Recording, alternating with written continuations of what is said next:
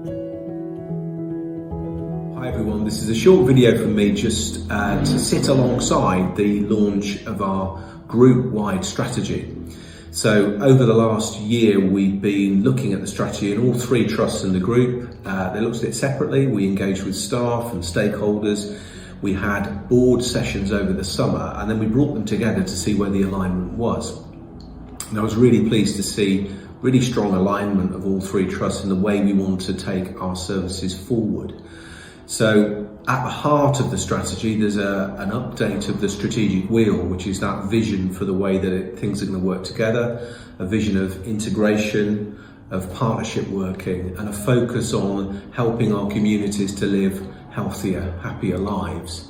That sits in the heart of it, but beneath that, we then have 6 pillars. The 6 pillars, each of which will have a supporting strategy if it needs to in the individual organisation. So we've set out a strategic vision, and one of the things that's different about this document is we've added the thing that we've called big moves. So what these big moves are 5 areas where we're really going to accelerate our progress that will help us to implement that overall strategic vision.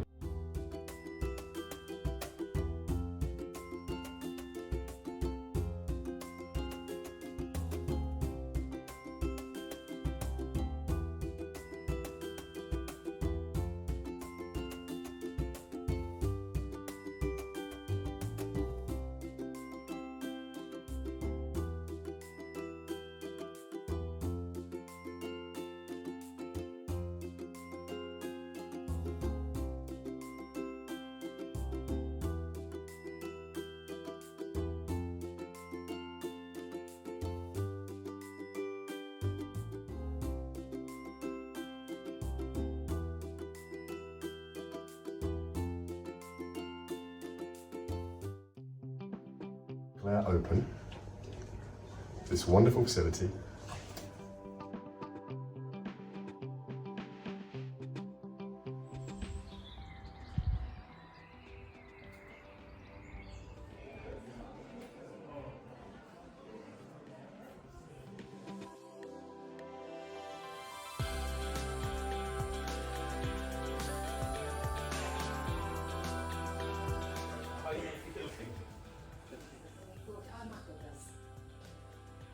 There's something going on here.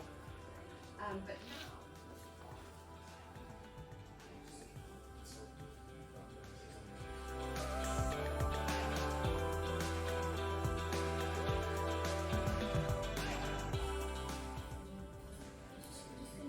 compare anything on the chat so we can see right base or consolidation.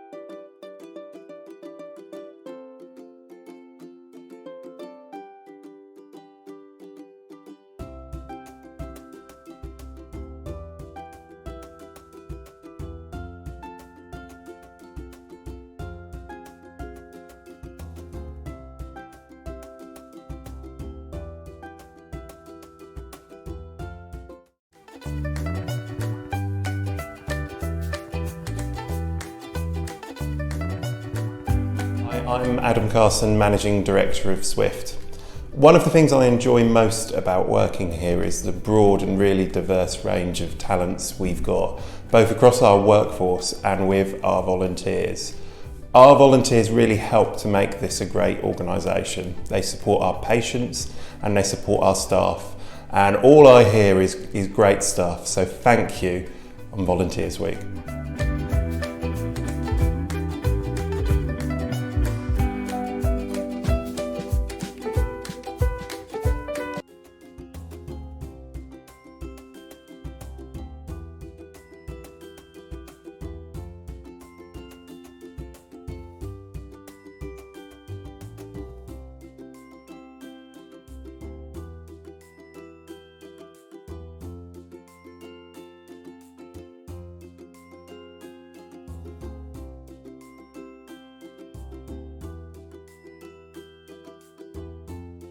Tobacco and the impact of smoking is still significant within Warwickshire. This is even despite declining rates and number of people who do smoke. The impact that it has on your health is so significant, it retains a key public health priority. We know that people are receptive to health advice when we're in hospital, but yet we also know that historically very few quit attempts have started in hospital. And actually that's what the New Tobacco Dependency Service will help us to do. By supporting people at the point when they decide to make a quit attempt, by giving them NRT and by giving them advice, we can increase the chances of them successfully giving up. I believe strongly in assisting patients in beating nicotine addiction, and this is because I have witnessed firsthand, as I'm sure many of you have, how an addiction to nicotine can rob many of their good quality of life. We see many of our acutely ill patients coming through to our emergency services with smoking related illnesses like COPD, heart attacks, strokes and cancers, and many more debilitating and fatal illnesses. These long-term illnesses are detrimental to life-limiting symptoms, some of which we cannot reverse, which is why it is so important that we aid the patient so early on in their quit attempt in their journey. We aim for our service to help patients by treating the addiction to nicotine and in turn preventing further development of their smoking-related illnesses and hopefully improving their quality of life. In fact, we aim to assist in saving their lives. This is part of the NHS long-term plan. It's one of the things that we're doing as the Trust's goal, and it's our big move towards prevention. And it's one of the things that we can do that will have a significant impact on the health of people in Warwickshire, preventing ill health and preventing people returning into hospital. We aim to deliver the service at the patient's bedside with the assistance of our Band 4 specialists.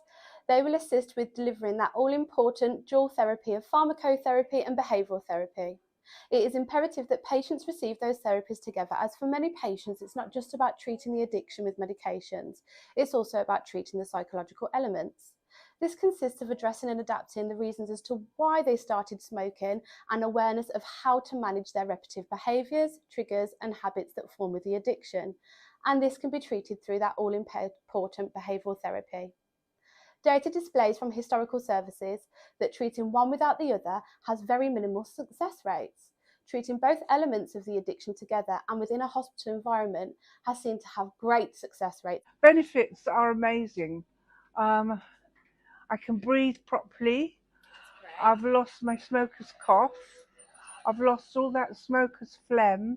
That was sort of within 2 weeks, 3 weeks. I lost all that phlegm, lost the coughing. Lots of difficulty in breathing. Now I'd like to take the time to say thank you for listening to our short video, and thank you to those that have referred and will refer.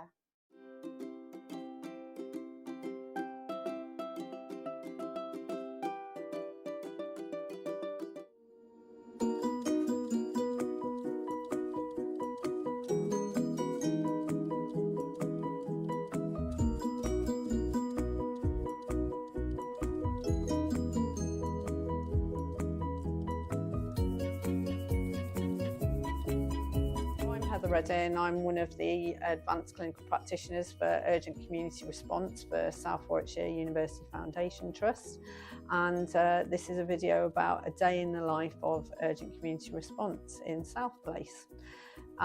So we start the day at 8 o'clock, cover an 8 till 8, 7 days a week, 365 days a year. The ACPs work 8 till 8. Some of the other team do flexible working, just so we're covered throughout the day. 8 o'clock in the morning, we start with a bronze meeting, which is a collaborative meeting of managers and clinicians from acute and community services. 8:15, we have a West Midlands Ambulance Service collaborative meeting, and at 9 o'clock, frailty meeting with our acute colleagues and an acute frailty consultant. And we've got a virtual ward that we also help administer for admission avoidance and facilitated discharge of patients. I just wondered if you'd be able to see an 81-year-old lady for us. Can you give me the NHS number, please? Well, if you were able to visit her. Yeah, okay. We will. And then you can always feed back to us, and we can decide if we need to involve them. Thanks so much. Cheers. Bye-bye. Cheers, bye-bye. Bye.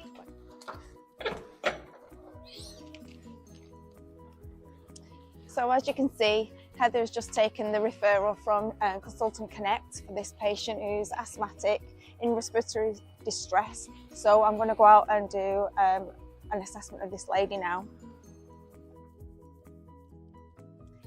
My name's Joanna Pearce. I'm one of the advanced clinical practitioners for urgent community response working in South Warwickshire, and I work mainly in the community.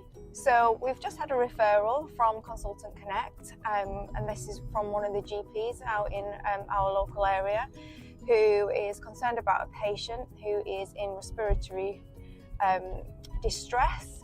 This person could possibly have to be admitted to hospital, so we try and go out and see if we can intercept and see if we can help keep this patient at home, give them the right treatment at the right place at the right time, basically. So we're off now to go and see this patient, where I'll do a full assessment, probably take some blood. We have a good relationship with the path lab. We're an integrated trust and we have a fast turnaround. They normally give us our bloods back within 2 hours. So if the bloods indicate that there is any need for us to do any interventions, any treatments, that they're showing that there's some deranged bloods, things like that, we can act on it quite fast. So once we get a referral, we have a 2-hour response and a same-day response, depending on how urgent it is, whether we need to see that patient urgently or it could be within the same day. Hi, my name's Grant. I'm a physiotherapist. I work for the urgent community response team. So if a patient has issues with mobility or they need equipment and adaptations, that's why we're involved. When we ring up and triage referral, we'll ask, about equipment existing in the property, and also about the mobility level. And then from that we establish, okay, we'll need to take out a wheel Zimmer frame, we need to take out a commode, whatever we've got installed covered, we can take out, because that's part of being an urgent service. Hi there, I'm Sophie, clinical specialist for therapy within the urgent community response team. So I work as part of the multi-skilled UCR team to help prevent unnecessary hospital admissions. So as therapists, we're able to conduct thorough health and social care assessments to determine the needs of the patient. We're able to respond to patients within 2 hours or 24 hours, depending on the level of urgency. So we might be called out to somebody who's had a fall. That's somebody who's fallen without any sort of apparent serious injury or loss of consciousness. Or we might be called out to somebody who's at a very high risk of falling. We may also be called out to somebody who's just had a very rapid decline in their mobility or functioning, and we're able to organise same-day delivery of equipment to keep patients safe at home. We also sort of work very closely with other members of the UCR team, so the ACPs, nurses, so that there's sort of a holistic approach to the patient's care. So referrals come from all different services. It's a non-exhaustive list, but generally from general practitioners, from 111 service, from the ambulance service after 999 calls when they've been redirected. Patients can self-refer, but usually when they've been guided to through 111, they've got the single point of access number, and then that goes through to our clinical call centre. We also get referrals from acute. Sometimes that's for admission avoidance, but also facilitated discharge. And we also have self-generated referrals from our district nursing teams, therapists, and other such services too, when they go and recognise that somebody's in a deteriorating state. So right here now where I am, there's a modular build behind me. This is enabling us to move some of our services out of the area that needs to be demolished. Stepnors is our contractor, they're working really closely with us to minimise the impact, but we will be demolishing quite a large part of the site that runs behind me all the way to the security office. As part of the elective hub work, we will be building a 3-storey building. The first floor on the ground, the ground floor will host our restaurant, cafe area. The next 2 floors will be where we move 2 of our wards to. That's 23-hour ward and Hatton. There'll also be some space on there to do some additional planned care activity, which really helps us reduce our waiting lists and provide the services our community needs. Once that is finished, that is the start of transforming Warwick Hospital site.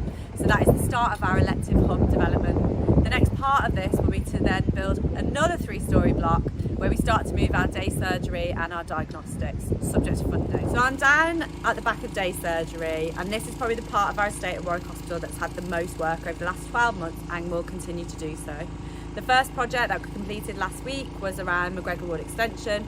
We have provided a bereavement suite, a playroom and another sensory room, and that's really to help our teams manage the increase in demand they're seeing through that facility, and also provide a much better environment for our patients and their families.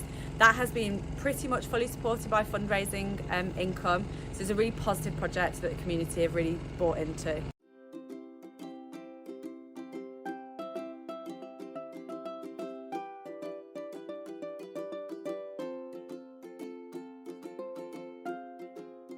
The next project down here is the Vanguard Theatre. So many of you will be aware we've had this before, but because of the work we're doing on Cath Lab, we've had to relocate it into a different space. That's meant we've had to create a corridor that's taken up quite a lot of space down the bottom of the car park. The Vanguard Theatre went live today in July and will be here for at least 12 months. So that corridor now joins directly to the ward block, but has created quite a lot of disruption as we've had to do that project quite quickly. So I've mentioned Cath Lab. This has been a really complex project to provide some core infrastructure for our site. It's taken quite a lot of time because we've had to decant whilst we've built. We have decanted the recovery for our Cath Lab into the modular build that you can see behind me. That's temporary, and then that will be moved into being a facility that we provide elective care from. Previous videos have talked about the elective hub and that project, and this modular build behind is part of how we would deliver more elective activity whilst that project is completed. We've also got a CT replacement down here, which has meant we've had a mobile CT scanner on site, and that's alongside the paediatric assessment unit and neurology unit that we've already got here. The good news is, as these projects complete, things will move off site, so the temporary CT scanner will move off site. We also will be moving our linen room, and so this will become a lot clearer down here as to what's here. I really appreciate everyone's support as we've been doing all of this work, and hopefully through this you can see how complex it is about managing these multiple projects in the same space.